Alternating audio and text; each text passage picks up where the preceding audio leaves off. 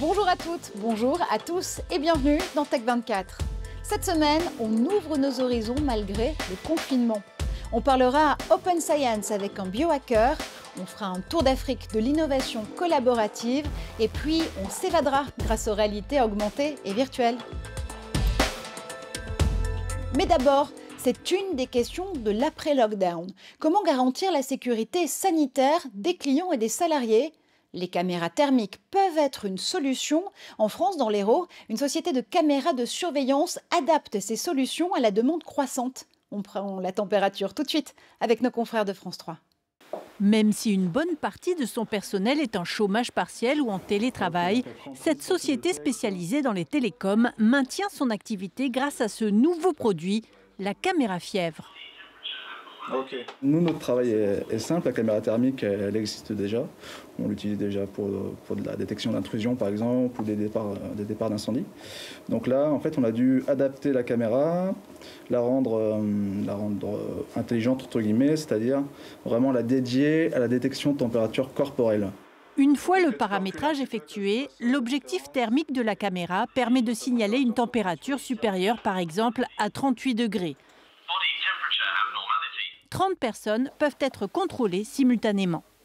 La prise de température du public peut s'avérer très précieuse dans un endroit aussi vulnérable que l'Institut Saint-Pierre, un hôpital pour enfants à Palavas-les-Flots près de Montpellier. Une quarantaine d'enfants est actuellement en soins à l'Institut Saint-Pierre. Pour l'instant, l'épidémie de Covid-19 a épargné l'hôpital et cela doit continuer. Alors pour sécuriser les allées et venues, adieu les prises de température trop aléatoires. Ce qu'on recherche, c'est une technologie qui soit à la fois innovante, pérenne dans le temps et fiable, c'est-à-dire dont les résultats sont exacts, interprétables rapidement, pour que nous soyons à même de prendre des décisions dès l'admission de patients ou d'accompagnants. Juguler l'épidémie grâce à la technologie, reste à savoir si la sécurité prévaut sur la liberté individuelle. Il n'y a aucune notion d'enregistrement, donc on est totalement conforme avec les réglementations RGPD. On va simplement avoir un système alternatif à la prise de température par thermomètre, à distance, sans aucune notion d'enregistrement de vie privée ou personnelle. Les aéroports de Paris ont d'ores et déjà décidé d'investir dans des caméras thermiques.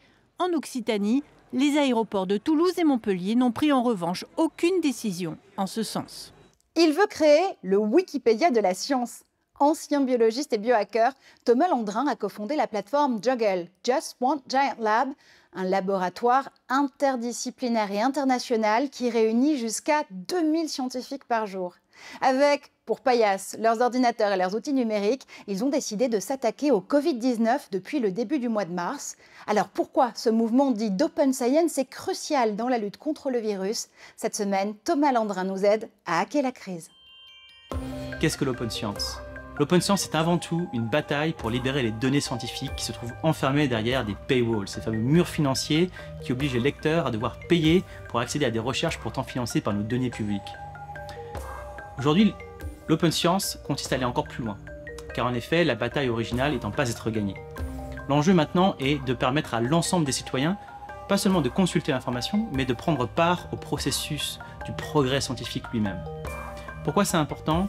Eh bien, on peut considérer qu'il y a juste trop de problèmes pour cette planète pour uniquement s'appuyer sur les institutions actuelles. C'est exactement la raison pour laquelle nous avons créé Just One Giant Lab, qu'on appelle également Juggle, l'ONG que j'ai co-créée avec Léo Blondel et Marc Santolini, tous deux chercheurs. Notre objectif, c'est de mettre à disposition une plateforme numérique pour mettre en relation des porteurs de projets scientifiques et technologiques d'intérêt général avec des contributeurs bénévoles qui ont des compétences et des ressources à mettre à disposition. Pourquoi c'est important ? Eh bien, via cette mise en relation, on va pouvoir permettre à ces projets d'avancer très vite. Parce qu'en effet, il n'y aura plus de limitation sur les compétences et sur les ressources.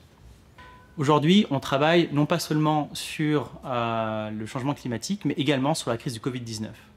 En effet, il y a maintenant 6 semaines, nous avons lancé un grand programme qui s'appelle Open Covid-19 et qui déjà rassemble plus de 4000 personnes à l'échelle de la planète et qui travaille sur à la fois des projets de diagnostic, des projets de prévention et de traitement du Covid-19. Tout ça avec le but que ce soit abordable et que ce soit ouvert. Alors ici, qu'est-ce que veut dire ouvert? Ça veut dire ouvert comme dans Wikipédia, c'est-à-dire que tout est comme dans faisant partie du domaine public. En effet, l'enjeu, c'est que ces technologies et ce savoir puissent être répliqués et utilisés partout dans le monde sans restriction. On travaille aujourd'hui avec la PHP pour nous permettre de mieux comprendre les besoins des hôpitaux et surtout qu'une fois qu'on arrive à trouver une solution, que celle-ci puisse être testée en milieu hospitalier et même validée. Parce qu'une fois qu'on a cette validation, on peut envoyer un message clair au reste du monde sur ce qui ne fonctionne pas et sur ce qui fonctionne.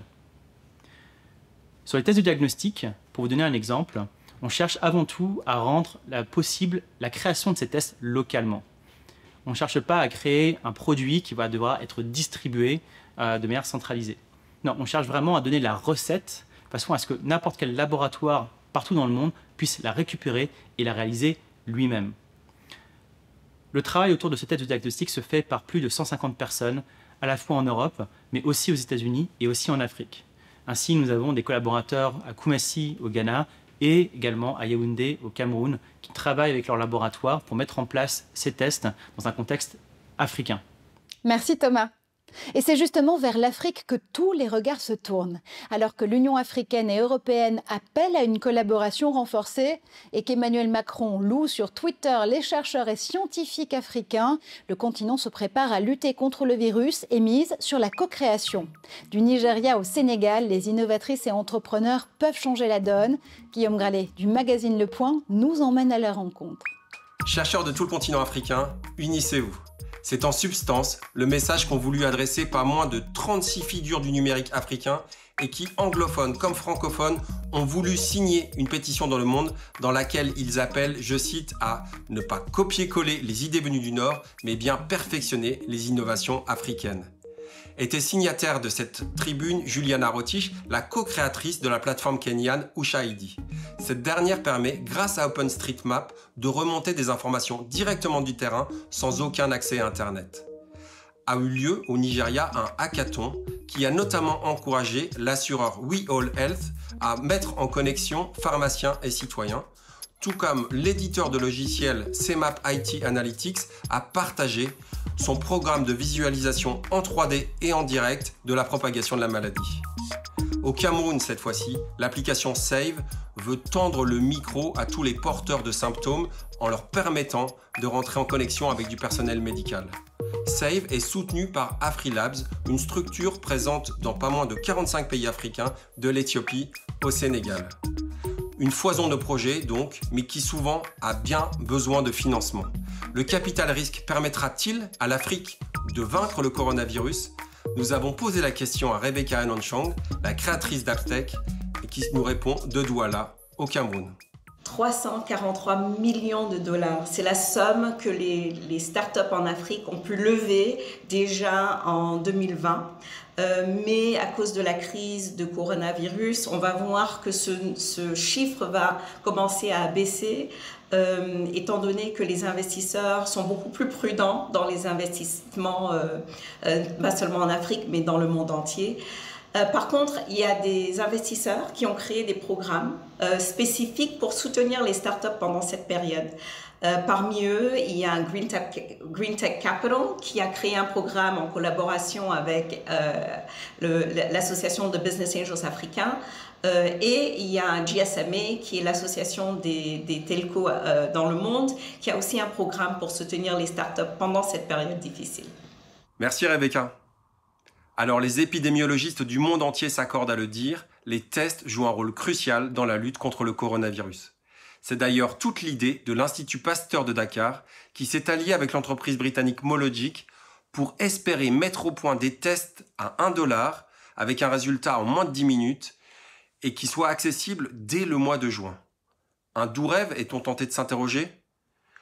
En réalité, le projet bénéficie déjà du soutien du gouvernement britannique et des prototypes vont être envoyés en Chine, en Malaisie et au Brésil pour une validation prioritaire, quand l'Afrique inspire le monde. Et si c'était le grand moment de la réalité virtuelle? En plein confinement, la VR et l'AR sont devenus les alliés des lieux culturels, musées, galeries ou parcs de découverte. Munissez-vous de vos smartphones et chaussez vos casques pour un voyage à 360 degrés.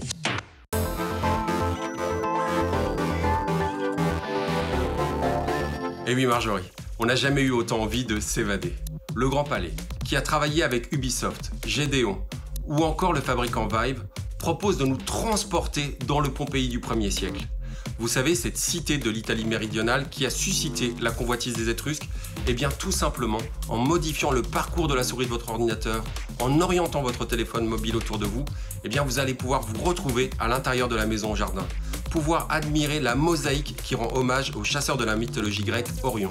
Et puis, si vous avez la chance d'avoir un casque de réalité virtuelle, vous allez pouvoir assister, c'est assez impressionnant, à l'éruption du Vésuve qui, en 79, a totalement enseveli la ville. Allez, pour nous en remettre, je vous propose, Marjorie, de nous déplacer cette fois-ci au XVIIIe siècle, au château de Versailles, où, grâce à un travail de Google Art et Culture, nous allons pouvoir rentrer dans la chambre du roi, qui a été transformée en bureau par Louis XV, ou encore nous balader dans la galerie des glaces, où sous les peintures, et au milieu des fenêtres cintrées, eh bien, nous allons partir à la rencontre de bustes d'empereurs romains. Et puis, en enlevant mon casque de réalité virtuelle, Marjorie, je me rends bien compte que je n'habite pas dans un château, mais pour me consoler, eh bien, je suis bien tenté de relever un défi qui a beaucoup de succès en ce moment sur les réseaux sociaux. C'est de s'inspirer de l'esprit d'œuvres d'art que l'on aime beaucoup en s'inspirant des objets que l'on a autour de soi.